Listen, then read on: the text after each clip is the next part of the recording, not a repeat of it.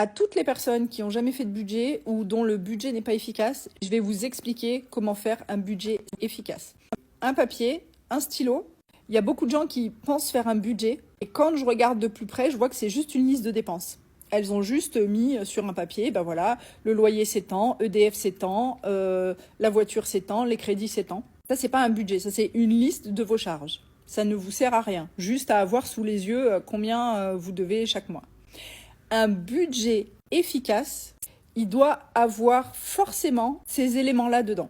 Tout en haut de votre feuille, vous allez mettre le solde de banque à l'instant T, c'est-à-dire au moment où vous faites votre budget, vous allez ouvrir votre application bancaire. Donc en général, on fait son budget la veille de recevoir son salaire ou quelques jours avant, ou tant pis si vous l'avez déjà reçu mais que vous n'avez pas fait de budget, on le commence après avoir reçu son salaire. Mais idéalement, c'est bien de le faire la veille de son salaire. Pourquoi ? Parce qu'on va avoir son solde de banque. Si vous êtes déjà à moins 500 €, vous n'allez pas commencer le mois de la même manière que si vous êtes à 0 ou si vous êtes en positif. Donc déjà, un élément que beaucoup de personnes oublient de mettre dans leur budget, c'est le solde de banque de début de mois, juste avant de recevoir leur salaire. Donc ça, c'est hyper important, vous allez le mettre tout en haut de votre budget. Vous allez écrire solde de banque et la date à laquelle vous faites votre budget. Donc si vous reste 100 € la veille de votre salaire, c'est très bien. Si vous êtes déjà à moins 300, moins 500, moins 800, vous l'écrivez, moins 800. Ensuite, en dessous, vous allez mettre vos revenus. Tous vos revenus. Tout l'argent qui rentre. Ça peut être salaire, allocation, les aides, la CAF, etc. Ça peut être des remboursements mutuels, ça peut être des ventes sur Vinted, ça peut être plein de trucs. Ça, c'est ce que vous prévoyez comme argent sur votre compte dans le mois. Donc, vous allez détailler chaque ligne. Par exemple, salaire, 1 700 €, CAF, 300 €, etc., etc. Donc ça, c'est la partie revenus. Ensuite, en dessous, vous allez faire 3 colonnes. Colonne catégorie ou libellé, vous l'appelez comme vous voulez. La deuxième colonne, montant prévu. Et la dernière colonne, montant réel. Dans la première colonne, vous allez diviser cette colonne en 2 parties. La partie charge fixe et la partie charge variable. Dans la partie charge fixe, c'est quoi une charge fixe ? C'est une charge qui revient tous les mois et dont le montant ne change jamais. Donc, c'est souvent le loyer. Je sais qu'il y en a qui ont des loyers qui varient, mais dans la majorité des cas, votre loyer ne varie pas. Donc, le loyer, ça va être les assurances, donc assurance habitation, assurance voiture, mutuelle. Ça va être tout ce qui ne change jamais, dont le montant est récurrent. Ça va être aussi tous vos crédits. Tous les crédits que vous avez, vous allez les lister dans les charges fixes. Si vous ne savez pas les catégories que vous avez dans votre budget, regardez votre relevé de compte, donc vous ouvrez votre application bancaire et vous allez regarder le mois dernier tout ce qui est sorti de votre compte. Vous allez forcément voir toutes vos charges fixes, toutes vos charges variables. Les charges variables, ça va être alimentation, essence, transport si vous prenez le bus ou si vous achetez des tickets ou si vous prenez le train ou peu importe. Variable, ça peut être aussi si vous avez des dépenses entre guillemets superflues, c'est-à-dire que vous achetez des fringues, vous allez au resto, etc. Donc ça, c'est des charges variables parce que d'un mois à l'autre, le montant change. Donc là, on est d'accord qu'on est toujours dans la première colonne, charges fixes. Vous mettez le détail, loyer, électricité, blablabla, blablabla. Et ensuite, charges variables, alimentation, essence, etc., etc. Les 2 autres colonnes, donc montant prévu et montant réel, ont une importance cruciale. Parce que, encore une fois, il y a beaucoup de personnes qui font un budget et qui mettent juste le libellé et le montant. Et du coup, ça ne sert à rien. Je vais vous expliquer pourquoi. Montant prévu, vous allez mettre en début de mois, au moment où vous faites votre budget, donc vous avez mis votre solde de banque, vous avez mis vos revenus, et là, vous allez mettre pour chaque catégorie, vous allez mettre le montant prévu. Charge fixe, ça change jamais. Donc, le loyer, ce sera toujours pareil.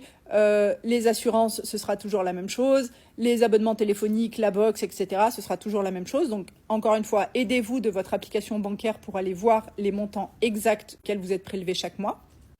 Et pour les montants variables, notamment l'alimentation, ce que je vous conseille, c'est d'aller faire le total de tout ce que vous avez dépensé en alimentation le mois dernier. Et attention, quand je dis alimentation, je parle des courses qui restent dans notre frigo ou dans nos placards. Je parle pas de alimentation, le snack qu'on va s'acheter au boulot entre midi et 2 ou du resto qu'on s'est fait entre potes.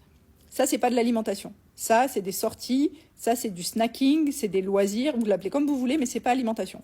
Donc, si vous savez pas quoi mettre dans votre budget alimentation, allez voir tout ce que vous avez dépensé le mois dernier en alimentation, donc dans les hypermarchés, les épiceries, le marché, etc. Vous faites le total et ça va vous donner, les chiffres ne mentent pas, ça va vous dire exactement au centime près ce que vous avez dépensé dans cette catégorie alimentation. Et du coup, admettons, ça va être, vous allez voir 500 €. Et vous vous dites, ok, bon bah 500 €, c'est ce que j'ai dépensé le mois dernier en alimentation. Donc ce mois-ci, allez, mois dernier, on s'est un peu lâché, donc ce mois-ci, je vais le mettre à 480 € par exemple. Et se dire, bon, je vais essayer d'optimiser 20 €. Voilà, c'est comme ça qu'on calcule les charges variables. Dans la colonne montant prévu, vous allez mettre tout ce qui sort de votre compte pour les charges fixes dont vous connaissez le montant à l'avance. Et pour les charges variables, vous allez vous aider de votre application bancaire, de ce que vous avez dépensé dans cette catégorie le mois dernier pour mettre un chiffre au plus juste. Ça ne sert à rien de vouloir faire un budget idéal. Ça ne marchera jamais. Il faut faire un budget réaliste. Si vous savez que le mois dernier, vous avez claqué 500 € en alimentation, ça ne sert à rien de mettre pour ce mois-ci 250 €. C'est idéal, c'est ce que vous aimeriez, mais vous savez que ça va être très, très, très, très dur à tenir. Donc, baissez un peu, si vous voulez, mais mettez quand même un chiffre réaliste. Donc, une fois que vous avez complété en début de mois votre colonne montant prévu, chaque semaine, et c'est pour ça que j'insiste toujours et que je vous bassine avec ça quand je parle de budget, un budget n'est efficace que s'il est revu chaque semaine. Si vous attendez la fin du mois pour revoir votre budget, vous avez zéro marge d'optimisation et d'amélioration. C'est dommage de se rendre compte en fin de mois qu'on a dépassé de la moitié le budget qu'on s'était fixé pour une catégorie.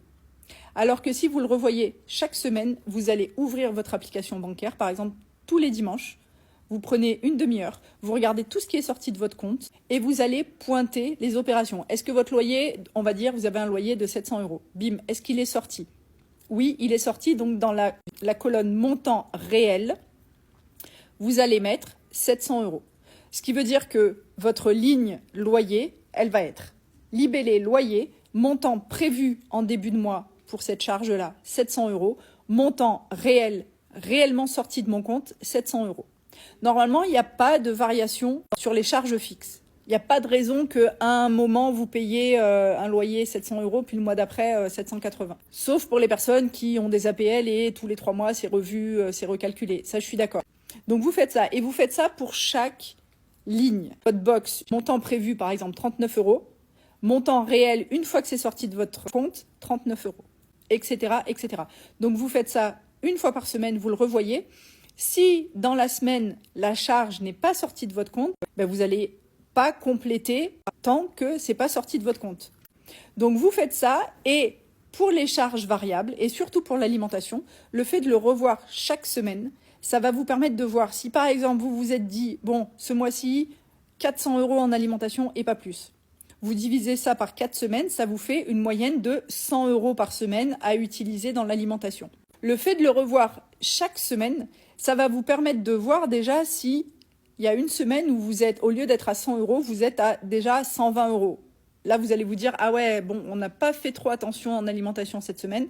Donc, la semaine prochaine, je n'ai pas 100 € de disponible, mais j'ai 80 € parce que je viens de claquer 20 € en plus cette semaine. Donc, c'est pour ça que je vous dis que c'est important de revoir votre budget chaque semaine. Si vous apercevez de ça qu'en fin de mois, vous n'avez aucun moyen de rectifier le tir.